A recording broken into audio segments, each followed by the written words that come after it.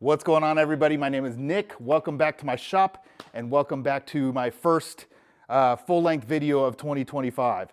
I know it's been a minute since I've posted a full video, but you know, projects, life, general things that keep you busy have just gotten in between me and making some YouTube videos. So I've cut a number of times, but I kind of have to make a decision whether I make a video about it or I just cut, because I'm trying to get lumber stacked up. And the more lumber I can get stacked and air drying, the better it is going to be for me selling this material to the public this year. So without further ado, we're just going to hop into this hickory log. This is a spalted hickory log. Let me turn the camera around and show you guys what I've got. Alrighty, this is the log we've got all chucked up on the mill today.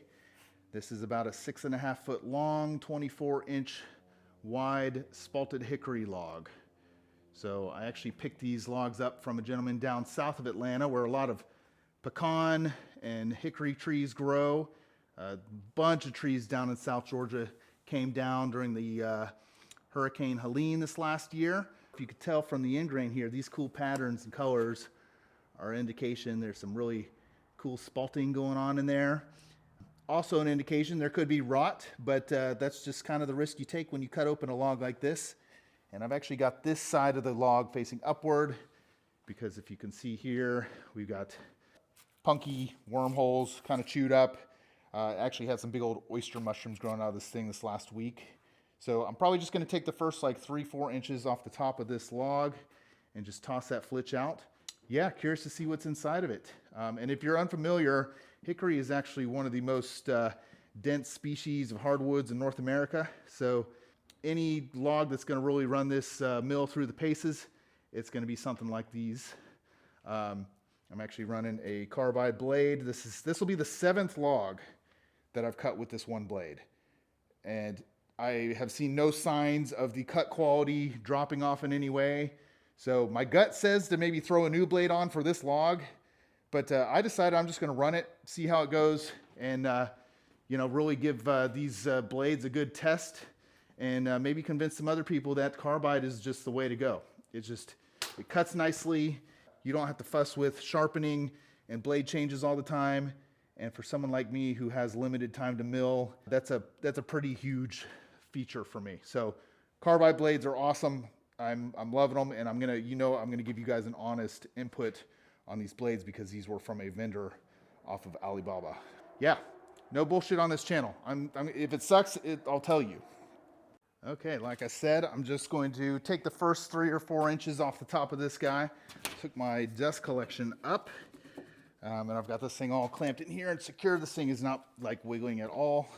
Oh, I should also open up the blast gate on the dust collection. That's important. It's the point of dust collection if you can't suck the air. First cut.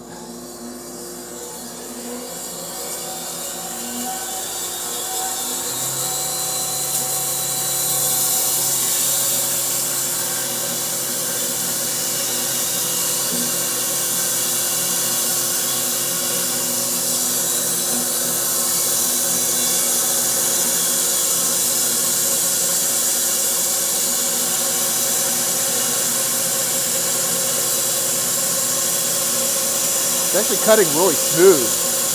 These carbide blades are just incredible, guys. If you haven't had a chance to try carbide blades, I highly recommend. I mean, I'm no expert at this, obviously, but I can feel just the difference in the smoothness in the cut, and it really is night and day.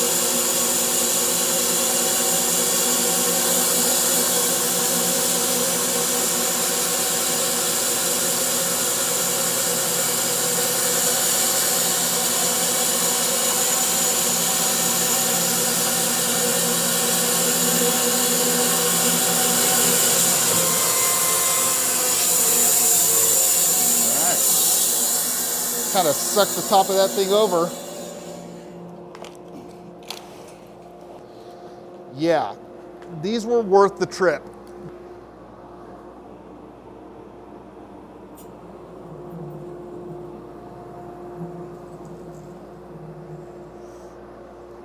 Let's take a look at this.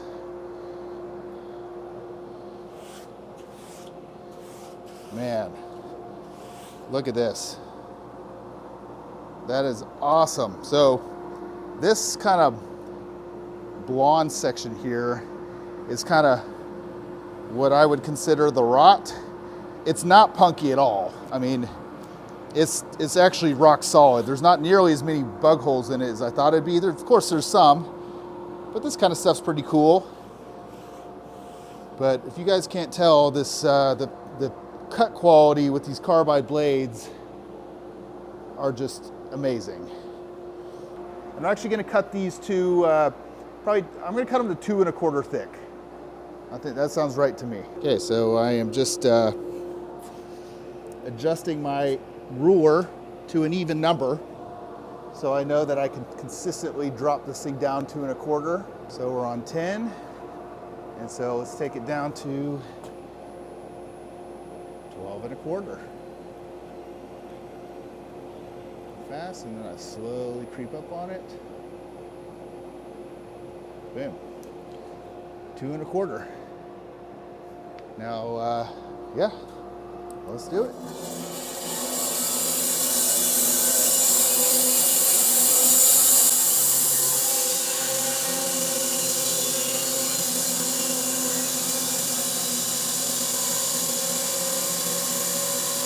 Now, I've had some time to run this saw, and you can really feel in this push arm that I'm pushing on the vibrations and kind of what the saw likes. Like, it feels weird if you push too fast. It feels odd when you push too slow. It's not really anything that I could explain really clearly, but I will tell you there's a lot of tactile feedback to this mill that you can, it tells you how fast or slow you need to be pushing, and this feels right to me.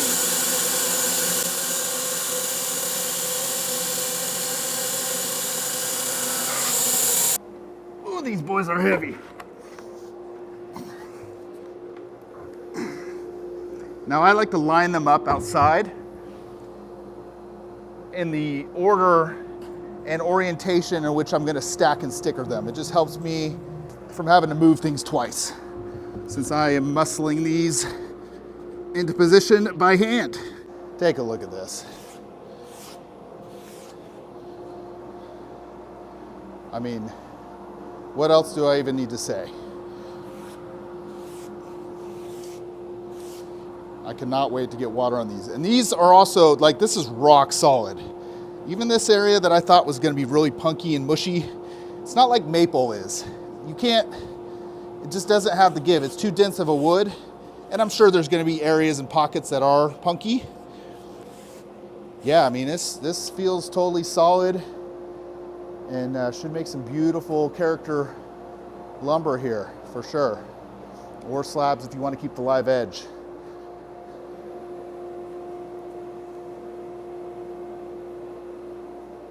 I mean, ultimately, when this is all kiln dried and ready to be used, sure, you might have to use some epoxy to stabilize things. I don't think you can really mill this type of lumber and not expect to use some epoxy to stabilize in some way.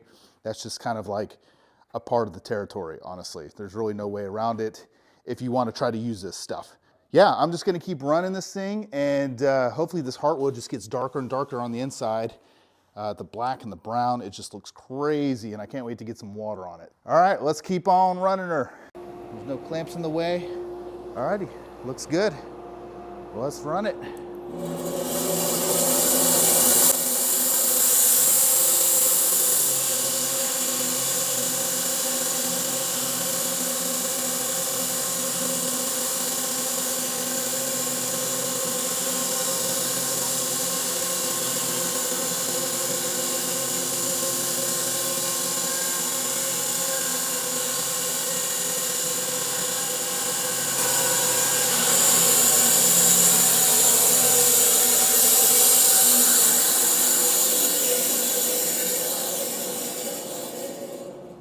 So the safest way is to just kind of lean it down, prop it vertically, and then just kind of walk it out of the room.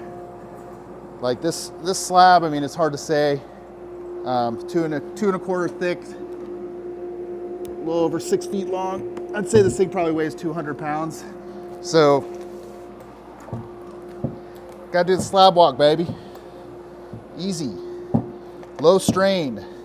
Might tear up the end just a little bit, but you know, some of that stuff is gonna kind of check and probably get cut off when you use it anyways. So I'd rather walk it like this than hurt myself. Beautiful, beautiful stuff. It's getting darker and denser. We're past that kind of top part where the mushrooms were growing out of the flitch, but we got a little, I mean, it's not soft, there's some little punky areas in between, like kind of little veins of punk. This is so worth it though. You know, they can't all be perfectly, you know, dense slabs, every one of them. Part of the whole salvage aspect. Sometimes it takes extra work to salvage something.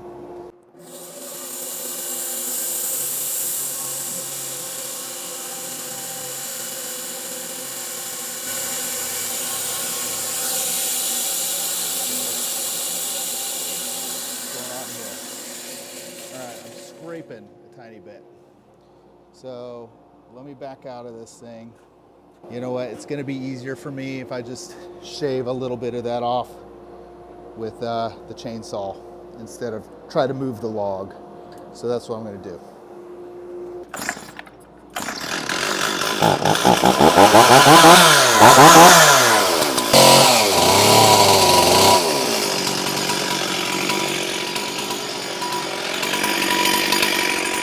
Okay, let's try that.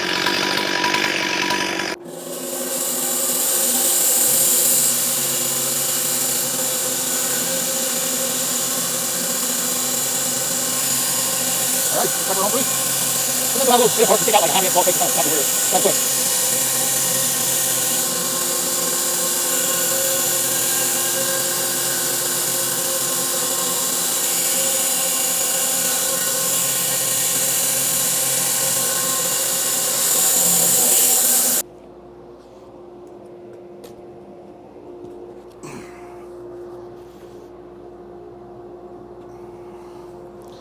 Alrighty.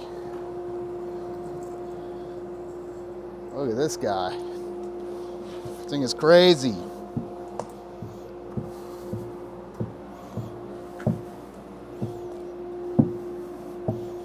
Let's take a closer look here.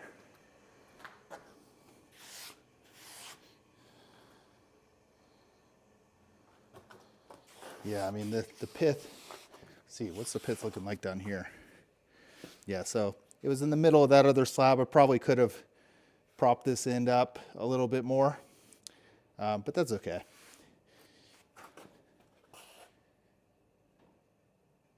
Still learning. Yeah, I'm gonna dump a little bit of water on this. I don't usually like to because it gets all slushy in here, but we got to. All right, do a little mini water pour without making a big slushy mad. Oh my God.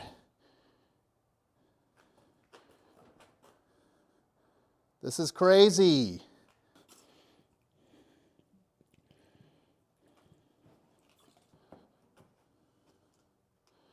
Yeah. Worth it. Worth cutting. Even if we lose some from drying and it crumbles, you just can't not try to yield something from this kind of stuff. Stuff is awesome. The like medium browns and kind of the warm color in there with the black and the contrast of that just looks so sexy. Yeah, that's some cool stuff right there. Alrighty, well, let's keep running her.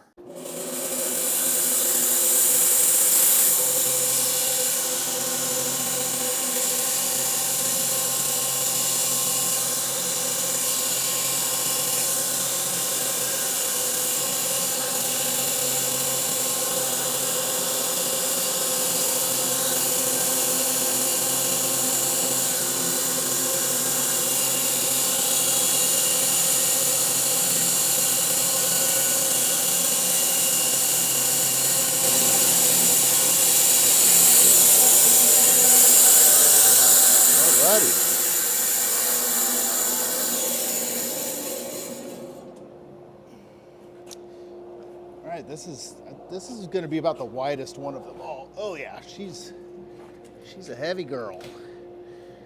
She been eating. She been eating. Oh. Okay. Excuse my language. Look at this thing. Actually, here, let's flip it around where you can see this.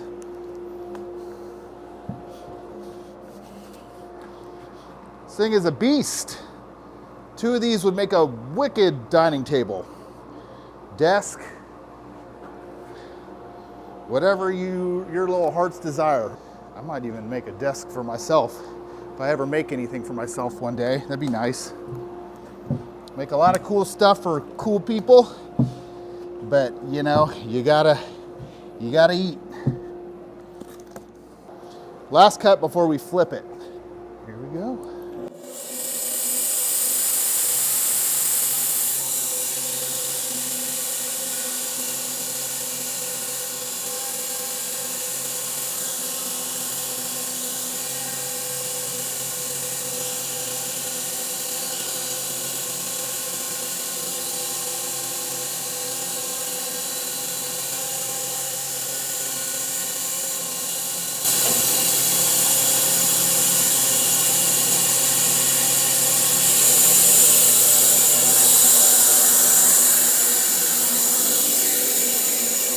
And of course, you don't have to take the slabs off every time you cut one off.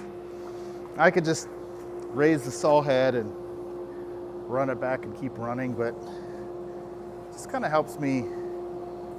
I like to line things up, kind of take inventory, pay attention to which direction they need to go and I need to stack and sticker them. And for now, I'm just going to do it slowly, take it slow. I'd rather go a little slower and keep things more organized than just try to run a log. Okay, so we got about 2 more cuts we can make after we flip this thing over. But in the meantime, I'm running out of daylight. So I'm gonna go ahead and do my spray down on the 5 slabs we have. Look at these things. I mean, not a lot of like edge character with like big wide contours or crotches or anything like that that kind of flare out. So pretty straight edges. But look at this wood, man. I had to spray this one a little ahead of time. This stuff is just crazy, you guys. All right, here we go. Here goes nothing.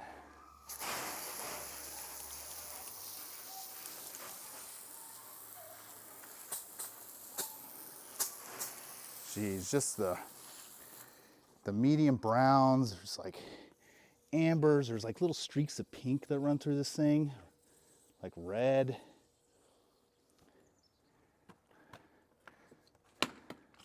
So right here we've got some of the bray fleck from this is like close to like a quarter sawn grain orientation there. So that's pretty beautiful. Yeah, man, this stuff is just wild.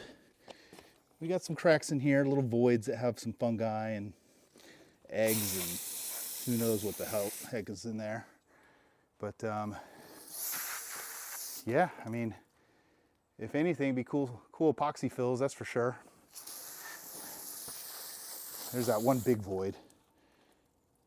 That's the only real void that I've seen in this besides like just normal checking, like the pith is right at the bottom there. So of course we're gonna have some of that. Look at this guy.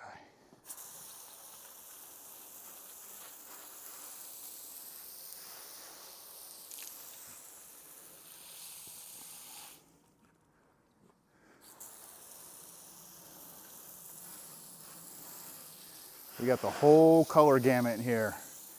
We got every tone of brown and black and blonde there is, I think. Look at that spalt around that knot there. And it's hard to tell from the video here, but the carbide blades are just, I mean, they're beautiful. This is so smooth compared to the Ripper 37s I was running. I mean, those cut great. They cut great, don't get me wrong. But after 3 logs or so, I could tell the quality was starting to drop off, so I would just change them. And so for carbide, if I could just keep running a blade and I know it's cutting well, just the time it takes to mess with a blade is kind of a headache. So to me, the carbide is just worth it if it means cutting lumber this smoothly.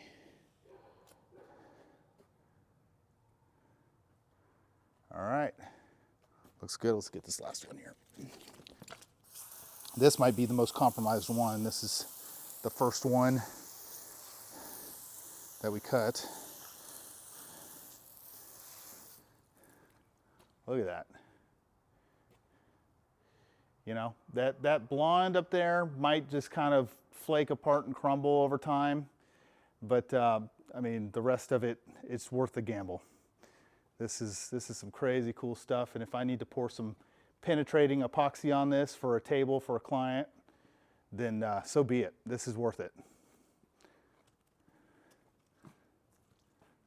All right, let's flip that rest of the log over and get maybe, I think we'll get 2 more good slabs out of it.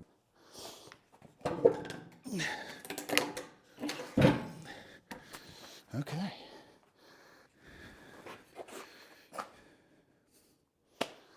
All right, looks good to me.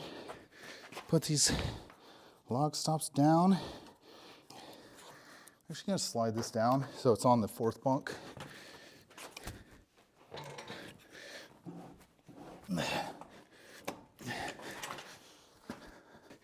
I'm just gonna use just this one middle one and clamp her real low.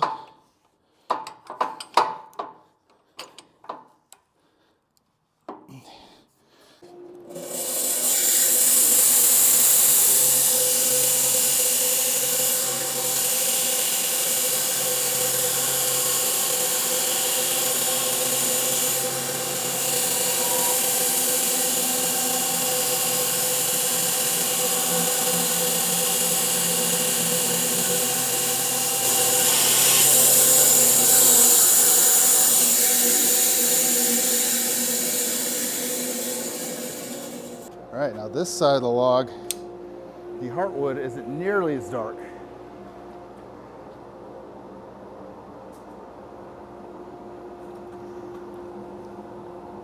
Probably a lot more solid too, being that the color's all pretty uniform.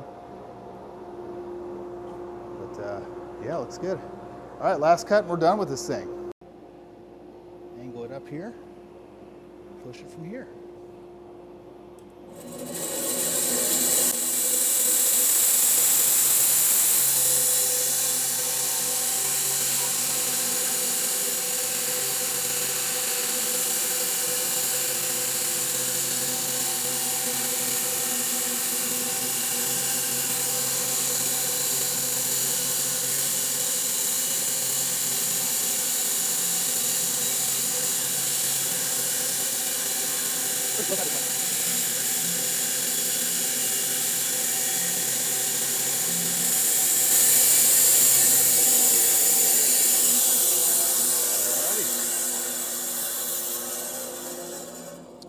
That's it. So let's take her apart and spray water on the rest of it, and that'll be it. Alrighty, we got 7 big, beautiful slabs from this thing. Let's get water on these last 2. Man, that's like this peachy pink color. Looks crazy. Spalting and some of the character in this thing is nuts. All this stuff is beautiful.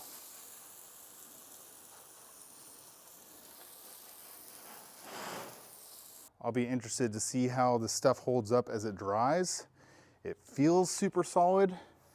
I can tell it's soaking up water in different ways because the porosity of the fibers that have kind of collapsed and are rotting versus the ones that are dense are going to be different. But for the most part,